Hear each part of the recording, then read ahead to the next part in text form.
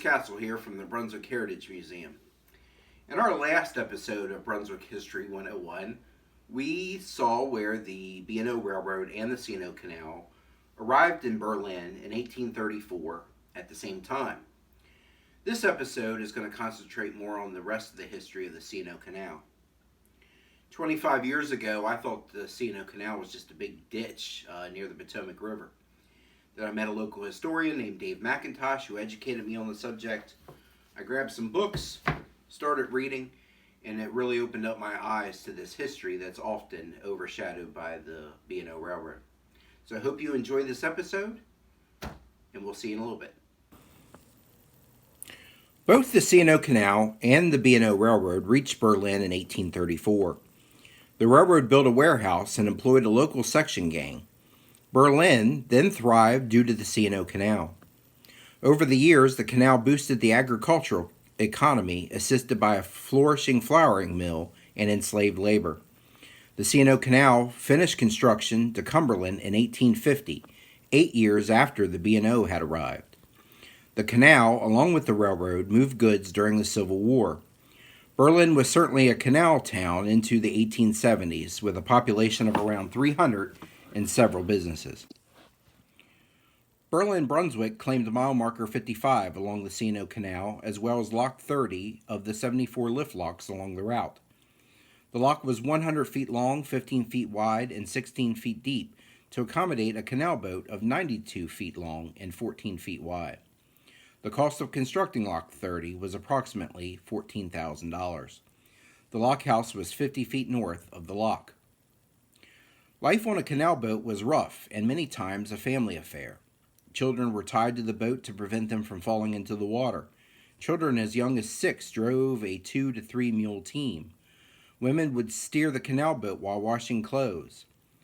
A lock tender earned from $100 per year to $75 per month with a house and garden. Boat captains earned 40 cents per ton from Washington. A laborer received $10 to $20 per month with poor food, housing, and medical care. In 1845, the following quantities were shipped along the canal: flour, 170,000 barrels; plaster, 4,721 tons; corn, 126,000 bushels; wheat, 300,000 bushels; oats, 35,000 bushels; lumber, over 1 million feet of board measure; 2,500 bushels of potatoes; 118,000 bricks; 15,250 pounds of pork, and 1,351 bushels of oysters. In 1917, 174,000 tons of coal was transported. After 1870, the railroad's investment in improving its technology allowed it to surge ahead of its competitor. The canal deteriorated during the Civil War. In 1869, the company's annual report said, quote, "During the last 10 years, little or nothing has been done toward repairing and improving lock houses, culverts, aqueducts, locks, lock gates, and waste weirs of the company," unquote. While the canal had fierce competition with the railroad, there was another competitor that was a relentless foe, Mother Nature.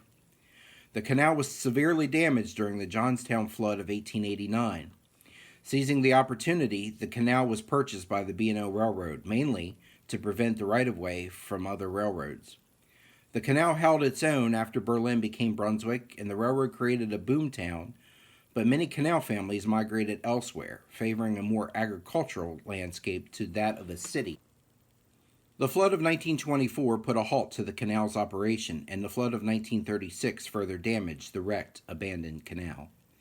The canal was sold by the B&O Railroad Company to the United States government for $2 million in 1938.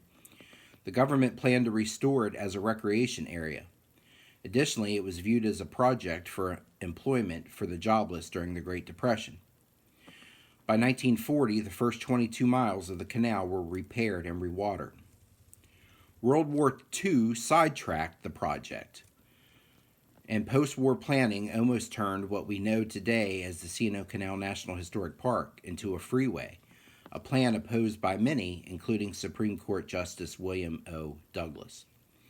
In 1954, Douglas led a group of hikers for a hike along the canal, bringing much attention to the cause of creating a national park. In 1961, President Eisenhower named the canal a national monument, and in 1974, President Nixon signed the legislation creating the C&O Canal National Historic Park.